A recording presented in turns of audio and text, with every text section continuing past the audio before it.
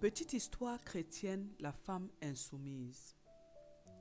Une femme mariée aimait souvent crier sur son mari lorsqu'elle s'adressait à lui. En effet, elle avait vu sa maman faire de même et trouvait cela normal, malgré les plaintes de son mari, qui la reprenait et la corrigeait lorsqu'elle le faisait. Le couple avait environ 10 ans de mariage et le mari était à bout de ce mariage à cause du comportement de sa femme, parce qu'elle ne l'honorait pas devant les hommes et donc encore moins devant Dieu. Malgré la gentillesse du mari et son dévouement pour sa famille, cette femme ne voulait pas changer car elle ne voyait rien d'anormal dans son comportement.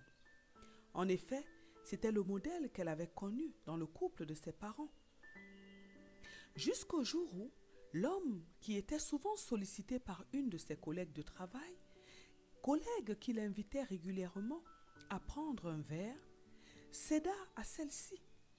Il avait besoin de se changer les idées car il ne supportait plus l'atmosphère de sa maison à cause de l'attitude de sa femme qui ne voulait en plus rien comprendre. Il sortit donc ce soir-là avec sa collègue et les deux finirent dans le même lit. À partir de ce jour, l'homme commença à rentrer tard. Il n'avait plus de temps pour sa famille car il retrouvait la paix avec cette collègue qui le mettait à l'aise et l'amusait beaucoup. Il se sentait très détendu avec elle. La femme, qui voyait bien que le comportement de son mari avait changé, ne changea pas de comportement malgré cela.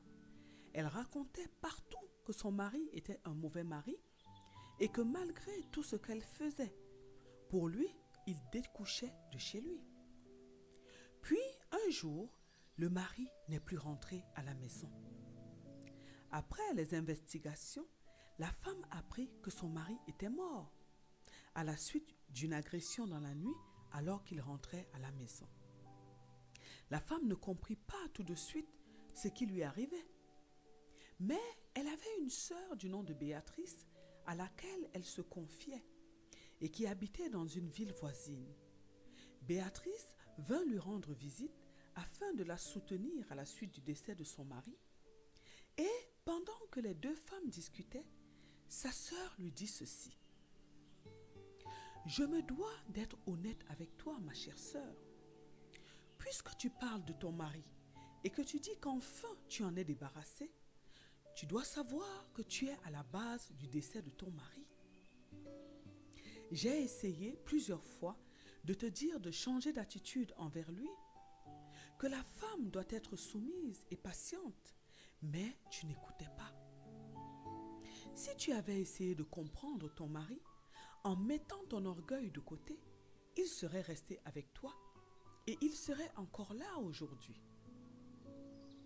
Certes, tu as grandi avec tes parents et tu as vu l'attitude de ta maman vis-à-vis de ton papa, mais malheureusement, tu n'as tiré aucune leçon de cela. Tu as oublié que ton papa avait quitté ta maman à cause de cette même attitude.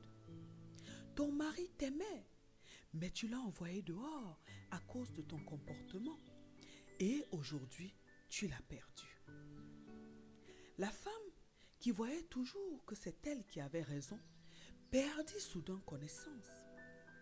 Quand elle se réveilla, elle eut comme des flashs de tout ce qu'elle avait fait à son mari et elle pleura toutes les larmes de son corps. Elle venait de prendre conscience. Elle alla pleurer sur la tombe de son mari et lui demanda pardon et elle promit à Dieu de changer d'attitude envers tous ses proches, promesse qu'elle respecta.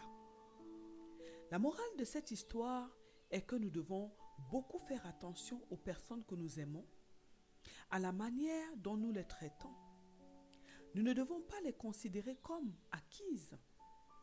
Plusieurs femmes ne savent pas ce qu'est la soumission envers leur mari. À cause de cela, elles perdent leur foyer et elles accusent les femmes qui sont dehors, ne sachant pas qu'elles sont elles-mêmes à la base de la fuite de leurs époux. Mesdames, apprenez à vous remettre en question. Apprenez à donner de la valeur à ceux qui sont près de vous et à être patiente avec eux afin de les aider à s'améliorer. La femme est une mère qui doit prendre soin des siens. Nous le voyons avec les mamans chez les animaux. La nature ne nous enseigne-t-elle pas? C'est Dieu qui a établi les choses ainsi avec une grande sagesse. Toute femme qui ne respectera pas ce principe de soumission sera difficilement heureuse. Que Dieu nous bénisse.